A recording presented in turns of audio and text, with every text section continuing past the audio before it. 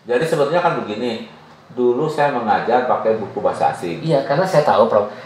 Dulu tuh nggak banyak yang buku perilaku konsumen yang berbahasa Indonesia, Prof. Betul. Kemudian aktivitas saya di e-learning online itu dipantau oleh IPB. Sehingga saya beberapa tahun lalu mendapatkan penghargaan dari IPB sebagai salah satu dosen yang aktif. Jadi kalau nggak salah waktu itu hanya 2 dosen yang aktif.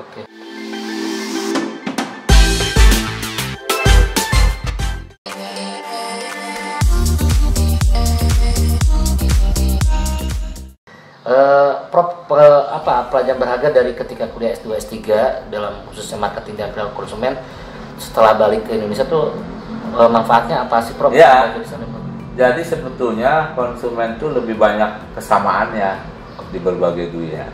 Karena kesamaan itulah maka marketing berkembang. Oh, karakteristiknya sebenarnya sama aja. Ya, misalnya konsumen itu need-nya sama. Oh, oke. Misalnya dia butuh makan. Iya. Basic need, basic need ya. Tapi yang membedakan jenis makanannya, keinginannya yang berbeda gitu. Nah, terus semua konsumen perempuan dimanapun yang ada ingin terlihat cantik, itu sama tuh semua. Fitrahnya ingin terlihat cantik. Dia memerlukan bantuan kosmetik. Itulah yang menyebabkan global marketing berkembang kan. Ya, merek-merek lain. Jadi itu lebih banyak kesamaannya konsumen di dunia itu dibandingkan perbedaannya. Makanya ada ekspor, impor, produk nasional brand, betul ya. Nah, yang membedakan tadi mungkin jenisnya, modelnya. Nah, jadi tadi memahami konsumen itu. Keren, Prof. Nah, sebelum bicara tentang perilaku konsumen lebih jauh, ingin tahu dong, Prof, dalam perjalanan hidup tuh di SD, SMP, bagaimana peranan orang tua untuk menjadikan sebagai sosok Prof sekarang ini seperti apa? Ya, betul. Orang tua ini idola saya pertama lah ya. Dia kebetulan juga ini ya, pengusaha UMKM lah. Oke. Nah, dia jual beli barang bekas ya. Jadi dari situ saya, kemudian asistennya tuh ibu saya.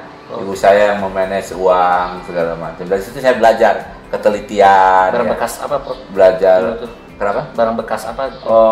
Itu jual beli karung bekas yang untuk Goni. Karung goni. Ya, karung goni ya. Punya gudang, punya apa gitu ya.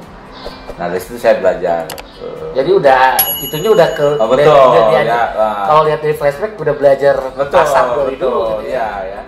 Jadi saya juga sering diajak kalau ngantor barang gitu ya. Nagih hutang gitu. Nah, jadi itu yang ayah saya pekerja keras lah. Ibu saya juga begitu. Kalau dari kerohanian apa yang dibekalin orang tua? Ya, dia selalu menekankan bahwa jangan lupakan sholat. Ya, itu selalu. Kan kita tahu mahasiswa kalau lagi jiwa-jiwanya, betul. berontak. Kemudian tadi jadi di Jakarta tuh adatnya begini, tiap anak-anak tuh punya guru ngaji gitu. Dari dulu. Jadi saya ngaji, ngikutin dari ngaji mulai mendengar ceramah berbagai ustadz sampai saya ngaji ya kitab kuning lah dari masjid ke masjid gitu. Nah, itu di Jembatan 5. Jadi saya duduk ya, ada tafsir Jalalain ya, kemudian saya belajar nahwu shorof juga. Dan itu memudahkan saya juga sekarang ya. Itu di masjid-masjid, Prof? Iya, jadi saya pernah ngaji kitab itu datang ke guru setiap hari sejam. Oke. Ada kayak gitu Iya, di Betawi begitu. Dulu istrinya apa? Kalau kayak gitu, Prof, di kan ada santri dari pesantren, ada yang santri abangan. Inilah maksudnya santri tidak mukim gitu. Santri tidak mukim. Jadi santri tidak mukim. Saya aktif juga di remaja masjid gitu. Jadi komunitasnya udah situ aja udah kelihatan. Alhamdulillah. Kampus pun seperti itu jadinya. Jadi alhamdulillah. Jadi ketika saya di IPB ketemu dengan kawan yang satu ini. Nggak belajar nakal berarti, Prof. Prof termasuk nggak belajar nakal di kampus nih. Jadi udah ke Al-Ghifari. Insya Allah mudah-mudahan tidak. Oh gitu. Terus amanah dari orang tua pas udah Prof jadi dosen kayak gitu, apa emang dari dulu udah didukung untuk jadi dosen untuk guru? Ya, Sebetulnya ayah saya itu obsesinya mengikuti dia. Usaha dagang lah gitu. Jadi pas masuk IPB agak manyun dong. Ya dia agak kaget aja, agak kaget. Tapi setelah dijelaskan dia paham lah ya. Tapi setelah saya bisa belajar, ya, alhamdulillah dia memahami gitu. Kalau ibu dari dulu udah ngedukung aja? Ibu sih ngedukung apa aja ya, betul ya. Biasalah itu kadang orang tua kan ingin anaknya seperti dia gitu ya. Sementara kita mungkin udah punya situasi yang berbeda. Nah, kira-kira seperti itu. Menariknya kan kalau nggak salah orang-orang sosek tuh lebih banyak, kalau IPB kan identik ya. Institut Fleksibel Bogor, Prof. Jadi apapun bisa jadi seorang sukses istilahnya gitu, kecuali di bidang pertanian doang gitu. Kenapa nggak ada minat untuk masuk usaha bisnis itu, tiba-tiba ingin jadi dosen gitu? Nggak minat di perusahaan besar gitu? Ya, kan dulu perusahaan sebetulnya saya berpikirnya simple ya. Begitu ketemu jadi dosen, passionnya di situ. Kan ya. Dulu nggak sebesar yang sekarang kan. Betul. Ya. Gitu. Artinya ya udah kita sukai di situ. Atau saya termasuk orang yang tidak berani mengambil risiko. Oh, gitu. Gitu. Ya, karena ada dosen yang dia juga sukses di bisnis. Betul. Tapi akhirnya akademiknya juga ya tidak secepat itu. Tapi ada juga yang dia bisnisnya juga jalan bagus, kemudian dia akademiknya juga bagus jadi profesor gitu. Oh, ada juga. Nah, cuma kita ukur diri. Ukur diri. Saya nggak bisa tadi ngerjain ini. Oh, nggak bisa. Ya. Bukan tipenya berarti. Bukan tipenya. Itu juga. Jadi fokus di mengajar, fokus, ya, meneliti di itu aja. sama ya administrasi.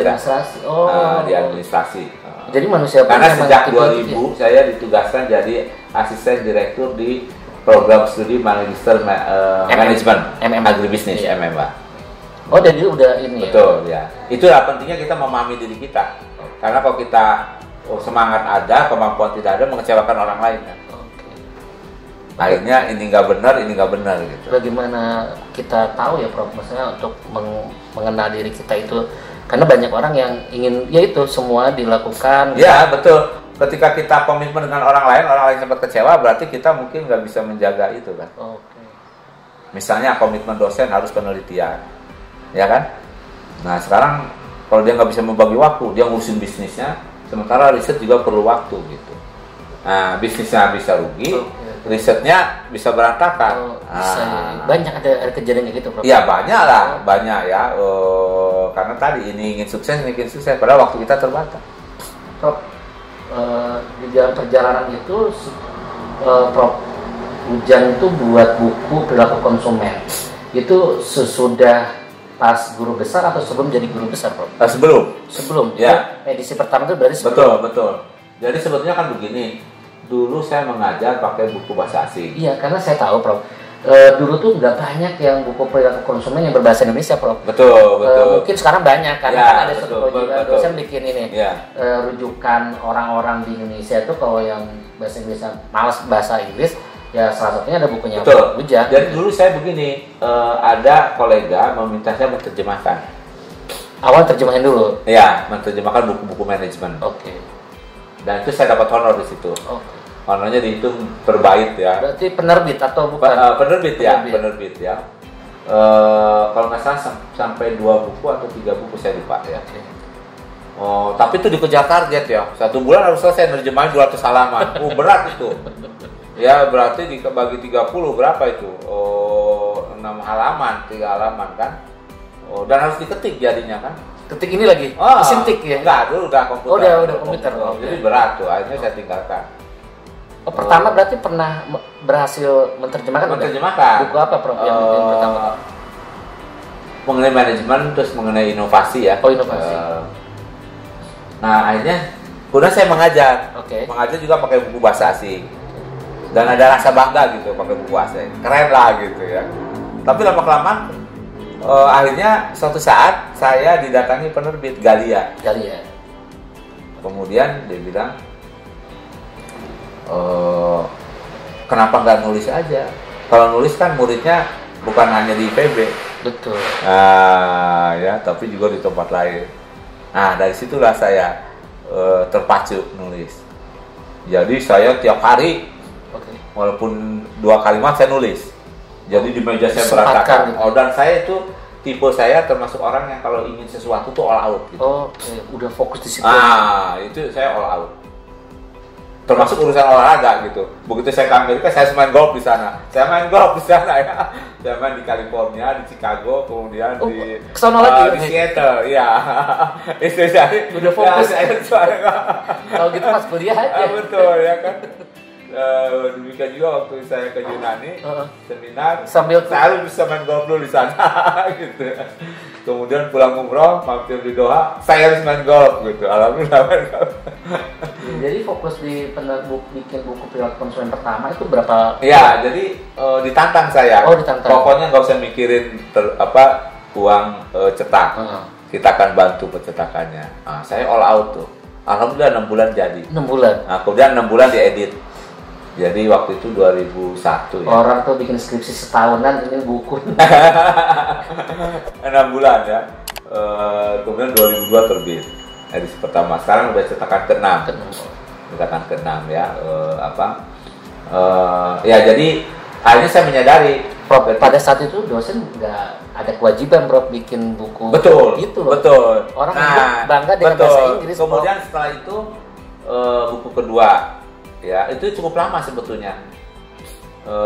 Tapi pernah sih nulis ya, karena di jurnal atau apa. Tapi dalam bentuk buku baru 2011 itu saya revisi.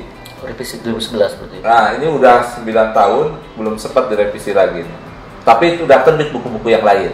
Oke. Nah, buku-buku marketing. Marketing ya. Nah, strategi marketing gitu. Jadi ketika ada kewajiban profesor harus nulis buku, itu sempat membuat kaget teman-teman kolega profesor. Saya udah tenang aja, udah punya buku gitu. Okay. Nah, jadi itu apa namanya? Itu saya melihat apa ya, Prof itu udah selangkah di depan gitu. Selain buku yang apa mengajar online pun betul, alhamdulillah. Udah lakukan juga gitu. Betul. Ketika orang sebelum pandemi itu apa sih online ribet banget gitu. Nah, betul. Prof Ujang udah mensosialisasikan mengajar di online, Prof. Ya, betul. Jadi pas pandemi orang baru belajar, Prof udah biasa gitu. Betul ya. Kenapa bisa berpikir seperti itu? Karena saya pada intinya ini orangnya ingin selalu belajar sesuatu yang baru. Okay. Itu mungkin dari situ ya. Sehingga saya belajar online itu 6-7 tahun yang lalu dari seorang profesor di Amerika, ahli e-learning. Ya. Kemudian saya terapkan. Kemudian aktivitas saya di e-learning online itu dipantau oleh IPB. Okay. Sehingga saya beberapa tahun lalu mendapatkan penghargaan dari IPB sebagai salah satu dosen yang aktif. Jadi kalau nggak salah waktu itu hanya 2 dosen yang aktif di online. Saya dapat penghargaan. Itu penghargaan yang ya, dapat penghargaan. Apa namanya? Lumayan lah dalam bentuk uang. Dalam bentuk uang kalau di kampus IPB berarti ya? Ya, kemudian dapat uang ya. Alhamdulillah tuh. Prof tadi kan bilang Prof termasuk yang belajar terus gitu ya. Apakah di dunia marketing perilaku konsumen juga kita harus belajar terus juga? Oh iya, itu wajib. Wajib Karena kan konsumen itu dinamis. Nah, misalnya sekarang kalau memungkinkan bisa pesan order online, kita nggak melakukan, kalah sama yang lain. Jadi sekarang digital dia harus belajar, mau belajar digital. Harus belajar. Ya, belajar ke orang lain, belajar di buku. Jadi semua harus jadi pembelajar, kalau nggak ketinggalan. Jualan produk, pada intinya kan dia belajar kan. Mana konsumen yang ngambek, mana konsumen yang ini. Dari situ dia harus memperbaiki kan. Kalau dia nggak mau belajar, habis bisnisnya. Prof Ujang juga selalu belajar juga berarti. Betul, saya kalau nggak meningkatkan, mengimprove ini saya, merepotkan orang lain loh. Iya, ya, betul, mengimprove orang lain. Sehingga kalau saya ngajar, saya bisa multitasking. Ya, mengoperasikan Zoom, mengoperasikan YouTube, mengoperasikan OBS, 2 laptop. Dulu sebelum pandemi, Prof pakai udah Zoom atau online pakai apa, Prof? Zoom. Jadi begini, pada saat 18 Maret ya. Itu Selasa diumumkan IPB lockdown. Oke. Waktu itu hari Sabtu, berarti tanggal berapa itu ya? 17, 15, 14 Maret saya jadwal mengajar. di Sekolah Bisnis IPB. Ya. Sekolah Bisnis IPB hari Sabtu itu mendadak mengumumkan membatalkan kuliah semua. Karena suasana pandemi kan. Saya udah di jalan. Oke. Hah? Saya bilang enggak, jalan terus. Terus yang belum nyampe ke sini pakai HP, install Zoom. Disuruh. Pertama kali sekolah bisnis itu belajar Zoom ketika saya mempraktikkan Zoom itu. Saya belajar Zoom itu 2 bulan sebelumnya dengan teman organisasi pakai Zoom. Saya biasanya pakai Skype. Nah, udah lama. Jadi saya video conference kuliah itu 3 tahun sebelumnya pakai Skype. Mahasiswa saya di Malang. Pakai Skype. Ya, sebagian orang udah belajar Skype tapi nggak rutin gitu. Betul. Udah biasa. Betul, udah biasa saya. Jadi yang pertama kali nawarin Zoom ke sekolah bisnis ya Prof gitu pas saat itu. Bukan nawarin sih, staff di sekolah bisnis ngelihat itu program apa gitu. Dan saya termasuk orang yang suka mendokumentasikan.